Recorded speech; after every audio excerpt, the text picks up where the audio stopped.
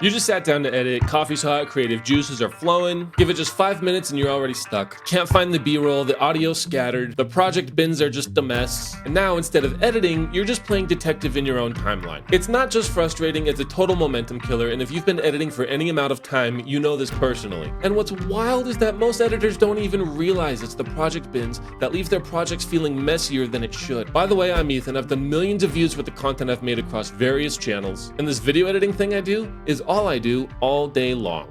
That's it. So if you're tired of disorganized chaos just draining your brain power, stick around. Because once you fix your bin game in your editor, everything gets easier. So think about it this way. Your project is your creative machine. But every time you try moving, you're just tripping over your own clutter, and how are you even supposed to get in the zone, you know? Messy bins do more than slow you down. They just disconnect you from your footage, because if you can't find a specific clip, you might as well have just not shot it. And now you've lost the story because you're too busy just looking for assets. Imagine writing a book where every sentence is hidden in a different drawer. That's what a sloppy bin structure is doing to your edit. But if disorganized bins are the enemy, then what does a good system look like? Here's what I use, and it never fails. Start off with timelines, right? You want to make a folder for all your timelines to go into. Then make a folder for your music. If I'm importing more than one genre of music at a time, I'll make different subfolders for those different genres, and in those different subfolders come the different songs. Then make a folder for all of your footage. So if you have footage coming from different sources, within that footage folder, you make subfolders for, in my case, Blackmagic Cinema camera, screen recording, maybe the Sony camera, whatever. Put all your footage in there. Keep it organized from the start. I know this sounds like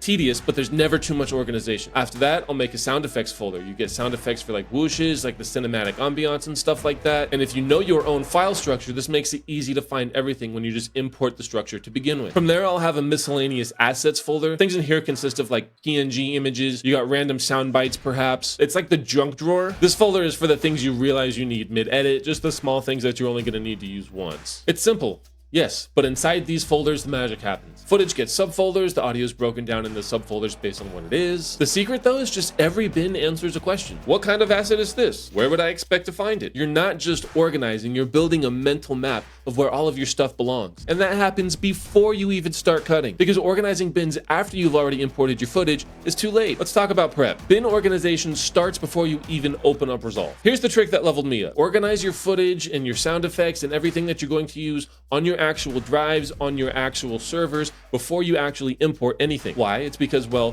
Resolve reads your file structure when imported. So if your source files are clean, your Resolve bins are clean automatically. And what's even better is that you can create smart bins and metadata tags based on various information, so finding a specific clip or a specific shot or sound effect or whatever becomes much easier when you have a plan ahead of time. Your timeline really doesn't start in the timeline, it starts in the Finder window, or the File Explorer, depending on what system you're using. Okay, so now that your bins are clean and your footage is mapped, how do you make that system bulletproof across every single project? Once you've got your ideal bin setup, set it up as a template inside of DaVinci Resolve. Next time you launch a new job, you're not launching from scratch. You're building off a framework that already works. Perhaps you need a version for weddings, branded content, talking head YouTube videos. Make a bin structure for each. Label them clearly. Store them in your Resolve project manager or your drive. Now your editing brain isn't wasting time trying to reinvent the wheel. It's dialing in precision from minute one. So now what happens when you actually implement this? Well, let's zoom out. You get speed, you get confidence, and you get control. You find shots faster, you think more clearly, and you edit